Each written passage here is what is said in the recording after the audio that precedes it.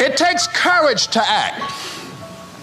Part of being hungry when you've been defeated, it takes courage to start over again.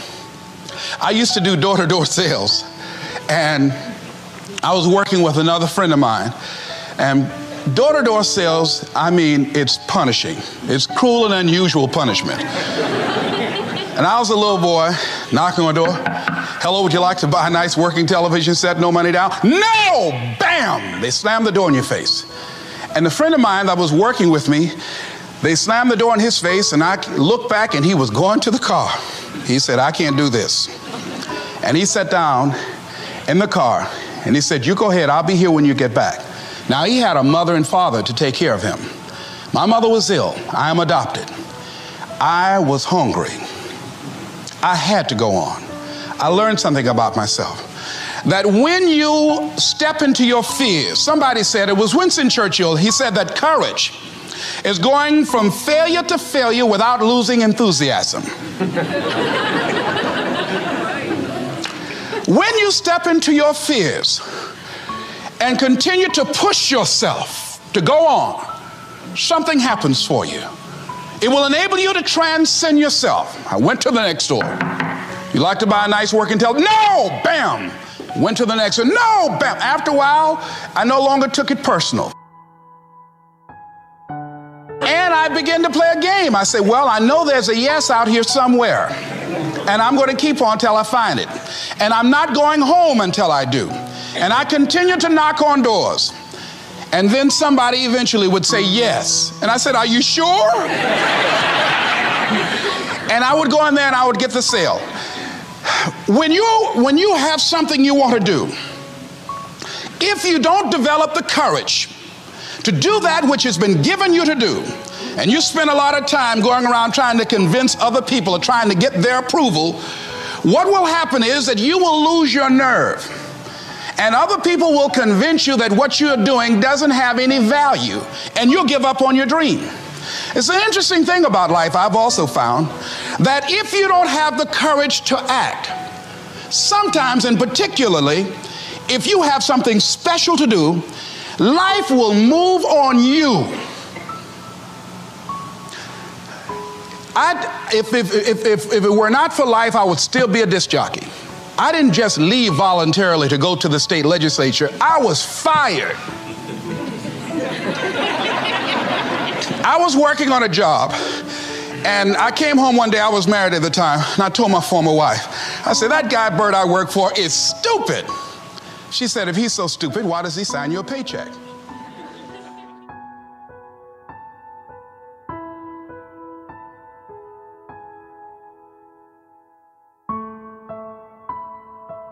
That night, I could not sleep well. Here was a guy that was controlling my life. I was going through all kinds of changes because this man controlled my paycheck. And it was Carlyle who said, truth crushed to earth shall rise again. Winston Churchill said, the truth is incontrovertible. Malice may attack it, ignorance may deride it, but at the end there it is. And we know scripture that says, ye shall know the truth, and the truth shall set you free. And the truth that I had to come to grips with, that I wasn't in charge of my destiny. The truth was that I wasn't giving all that I had. The truth was that there are some things that I wanted to do, but I didn't have the courage to act on those things. And the truth was that Bert Childs was a blessing to me. He made life so miserable for me, I had to start looking at my life differently. I started going to work earlier. I started being the last one to leave there. I started working harder than anybody else. The other guys could not. Why would you work so hard, Les? I said, I'm not working for them. I have been cheating, Bert, I thought. I've been cheating myself and my family. Wherever you are, whatever you're doing, do it with everything that you have. Develop the habit of giving more than what you're paid for. Develop the habit of setting standards that others will be measured by. Someone said, do not go where the path may lead, but go where there's no path and leave a trail.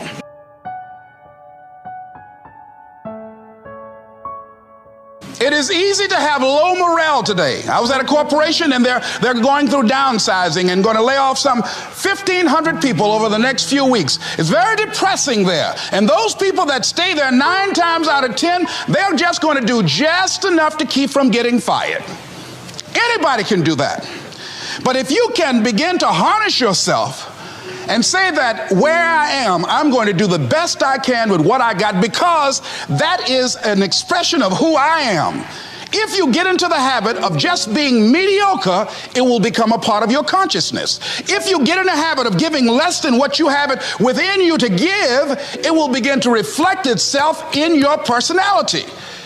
It will begin to damage you psychologically.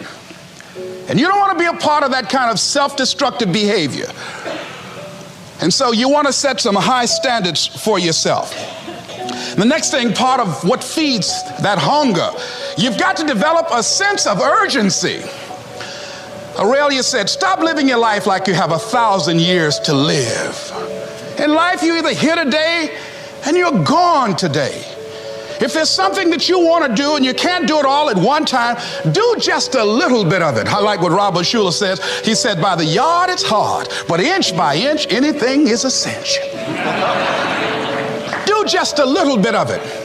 A friend of mine, Bobby Kerr, used to be a roommate. Bobby wanted to go into the area of public relations. He loved working with the public. Young lady he wanted to marry named Clarice. Bobby was a great procrastinator. Pretty soon the job where Bobby worked, they transferred him to another location. He went out to celebrate with the people on that new job site. And Bobby suffered a massive heart attack and died. Bobby didn't drink and didn't smoke, was under 40, and he died. Ask your question, how much time do you have left? How much time do you have left? When you start thinking about that, we don't know. We don't know. Bobby took all the greatness and all of the talent and all of his abilities to his grave with him. One of the things he could have put in parentheses under his name, he didn't use all his stuff. And most of us do that. Most of us don't use the stuff that we have brought into the universe. And we want to make a conscious, deliberate, determined effort to start living life with a sense of urgency and using what we've got. Using ourselves up, sharing what we brought into the universe to share. Because if we don't, nobody else will. Stop wasting valuable time, knowing that if we begin to live our lives as if each day were our last, our lives will take on a whole new meaning. It take on a whole new expression, valuing each moment that we are blessed with. The next thing that begins to nurture that hunger, honor yourself as your word. Don't give your word out lightly. When you throw your word out there and you don't honor it, it makes a statement about you. If you decide to maintain a sense of integrity with yourself, that if I speak it, I'm going to live it. It's who I am. And I'm going to be very cautious in how I give my word to others, and most of all with the commitments that I make to myself, because I want my life to reflect my words and honoring who I am and what I express. Another challenging area in terms of nurturing and developing that hunger in yourself is learning the art of becoming single-minded. Learning how to concentrate. Learning how to focus in. And you'll be surprised at the things that you're able to do. When you learn how to block things out, when you learn how to keep thine eyes single, you'll be surprised at the ideas that will come to you, of the people that you'll be able to attract, of the opportunities that you'll be able to see. You'll begin to see things that have been standing there looking you in the face, say, I can't believe this has been here all this time. Here's a habit that I do. Maybe it might be of some value to you. I get up in the morning and I start writing what great ideas that I can think of today that can improve me and that will enable me to reach my goal. And I just let my mind flow. Sometimes I write 15, 20 ideas. Some days it's more difficult than others. One idea can change your life. One idea can turn your life around. Deciding that you're going to focus to develop your skills. The guy was the new owner of a baseball team that was in the basement of the league when he took it over. He went to the pitcher and he said, "What is your best throw?" He said, "Well, I got a good curveball and I've got a good fastball." And he went on talking about his different throws. He said, "But tell me this, what is your best throw?" He thought for a moment. He said, "I've got a good fastball." He said, "That's all I want you to work on. Nothing else. Just develop your fastball." The next year, they went to the World Series. Most people don't know where their fastball is. Most people go through life never discovering what their talents are. Most people never develop their talents. They have skills and abilities, but if you don't nurture them, if you don't develop them, they will never serve you. Your gifts can take you many places if you develop your gifts. Most of us don't like to do those things that come easy to us. I've always loved to talk to people. I decided, taking this advice, to develop my skills as a speaker. And my gift has developed and it's taken me many places. You have something that you brought to the universe, and that if you decide that my life deserves my developing this, what I do well, and becoming the best at it, and mastering myself, and seeing what I have within me, if you decide to drop your buckets where you are and develop your gifts, I grant you, you'll never ever be without. I grant you that your gifts will take you places that will literally amaze you. I grant you that if you begin to work to develop your gifts, you'll develop a strong sense of happiness. You'll get a larger vision of yourself, because part of beginning to get a larger vision of yourself, all of us need some area of our lives where we can have a feeling of competence.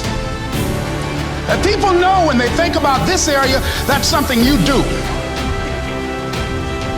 That you eat and sleep that, and that you do that, and people know it, and you know it, and you know that you know this. So you've got to work on it. When other folk are having a good time, you've got to have the strength of character to concentrate, to read, to digest information.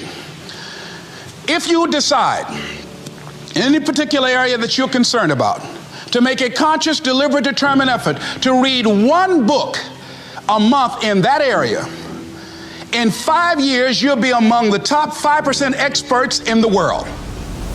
I read a minimum of 2 books a week. The average American reads only 1 book a year. If you decide that area that you love, that you are going to master that particular area, in this era of accelerated change, overwhelming complexity, and tremendous competition, as you begin to develop and expand your skills and your talents and your vision of yourself, you will always be in control of your destiny.